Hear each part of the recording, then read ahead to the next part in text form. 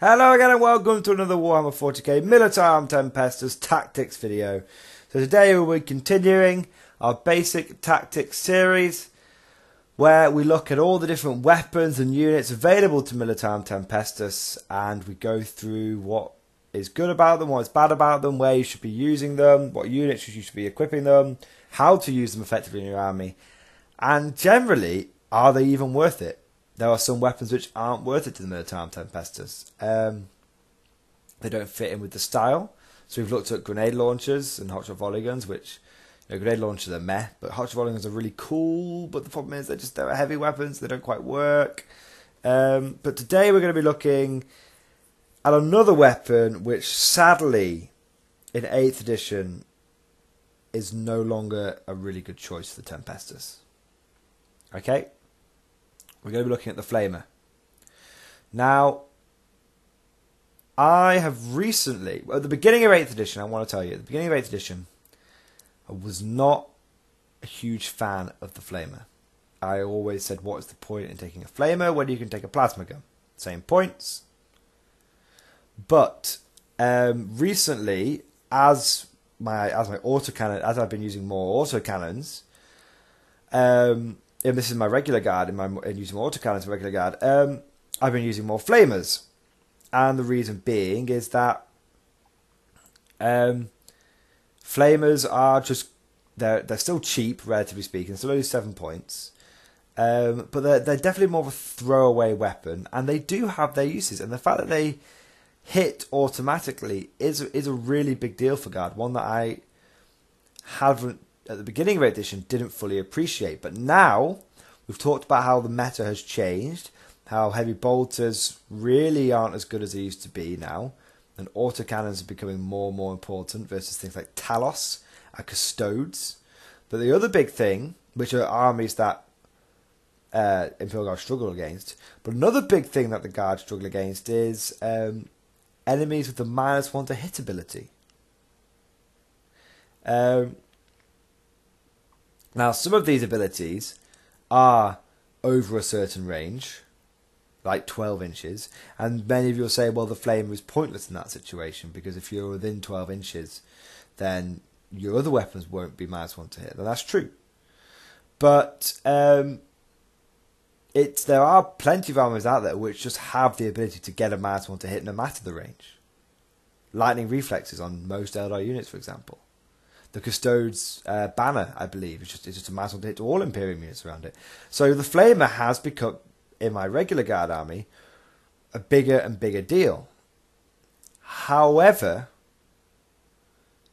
that's because my regular guards are hit on 4s, so it's -1 to hit, they're hitting on 5s. It just doesn't really help. In my Militarum Tempestus army, I hit on 3s. So -1 to hit isn't as a big deal. And also, the real problem is that the Flamer just doesn't really have a place in the Militarum Tempestus army. Okay, we're going to look into it now. So, what is the Flamer? For those of you that don't know, it's the same across pretty much any Imperium army. It's for the Tempestus, it costs 7 points. It's a strength 4 weapon. It's only got an 8-inch range. It has D6 automatic hits. Strength 4 AP minus nothing. So 1 damage. So the problem with this straight away, some of you will have noticed, is as a deep striking weapon, it's useless. I want to let you know now, I have a lot of flamers in my Tempestus army. I must have about 10. At least 8. I have a lot of flamers. Because 1, I built 6 of them when I started collecting Tempestus back in 7th edition. And 2, every old box of Stormtroopers used to come with at least 1 flamer in it. Now, the problem is that the flamer only has an 8-inch range. I say I've got a lot of flamers. I say that because I've tested them a lot between editions, between 7th and 8th, and in 8th they became so much less useful. I even have a video of me using them against Death Watch, Blood Angels, the army, and they were just pointless. Anyway, Straight away, they're not very good because they can't be used as a deep strike weapon because when you deep strike in, you have to be 9 inches away, and flamers only have an 8-inch range, so you can't deep strike in and flamer people with them. That's what I used to love doing because flamers used to have the ability to ignore cover. They used to be able to used to suicide with them because you're like, I don't care if I lose a couple of flamers, I don't care. Now they can't even do that. Now, the second way you might use them, is if you put them in Tauroxes, Taurox Primes. And you can drive them up and they can jump out and you can flame things. Pretty good, right? Well, yes and no. Yes, it's very good that you can put essentially 4 flamers on a Tempestus squad, drive them up there, jump out, and put 4d6 templates. Well, 4d6 automatic hits on someone. That is good. That is useful. The problem is twofold. One, what kind of weapons are you going to be taking your Taurox Prime? You're going to be taking Daka Primes. Anyone who takes Punchy Primes in 8th edition is an idiot. I'm sorry, but I really mean that. Because your Taurox Primes with Taurox Gatling Cannon, Twin Volley Gun and a Storm Bolter putting out a minimum of 30 shots, 30 to 32 shots. All hitting on 3s, unless you move, but hitting on 3s for the best part. That is a whole insane amount of anti-infantry. All strength 4. 8 of those shots are AP minus 2. Those shots, because you have to roll to hit with them, generate more shots. A flamer automatically hits, which means you don't roll a dice, which means you can't get a 6 up to hit, which means you can't generate extra flame bursts from the flamer. So it doesn't take advantage of the Militarum Tempestus Stormtrooper doctrine. So what you have here is a weapon that is good at putting out strength 4 shots in an army that really has no short supply of strength 4 shots. Realistically, for the same points cost, you can take a hotshot volley gun. And for the same points cost, and I've just done a video about how I don't think hotshot volley guns are that good, but they're okay, and at least they're cool, and they have some purposes. If you have to choose between a flamer and a hotshot volley gun, take a fucking hotshot volley gun, okay? Flamers just aren't worth it.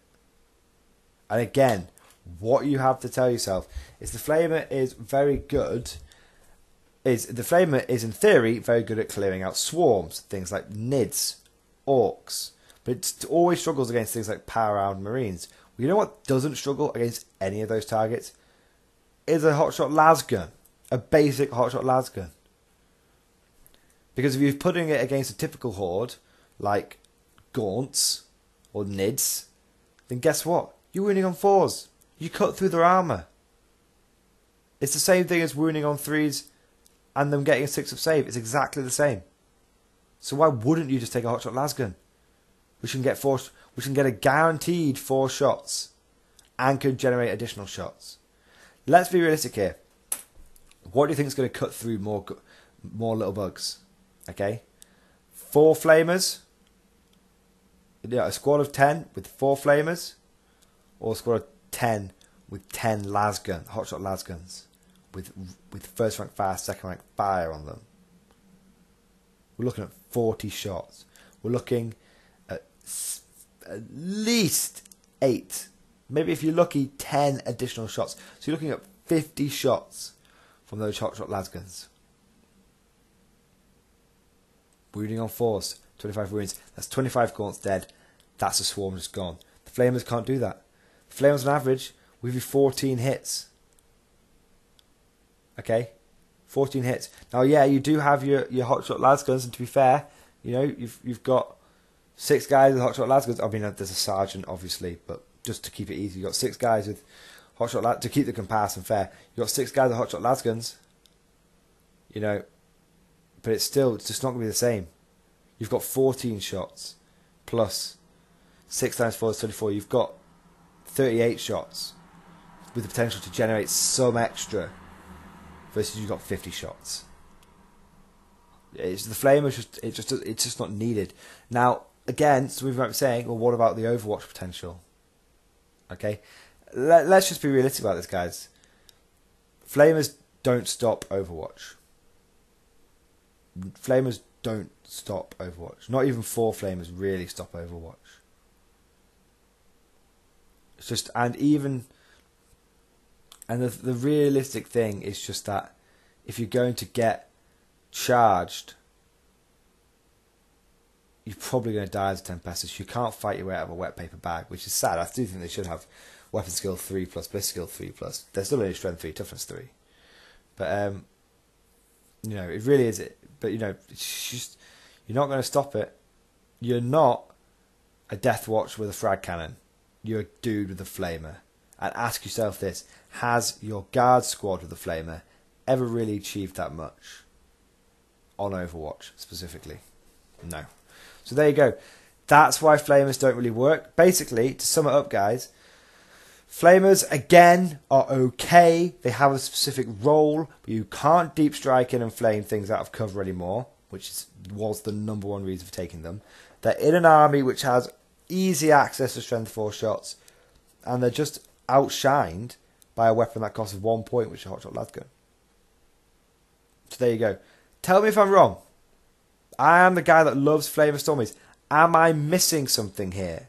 Or are they as bad as I think they are? I actually want you guys, if you guys have got reasons for me to be wrong, I want to hear them, because I got a lot of these Flamers and I want to use my Stormy squads. But I don't think I am, sadly. I just don't think they're very good on Stormtrooper squads. Okay, thank you guys for listening, and I'll see you guys next time.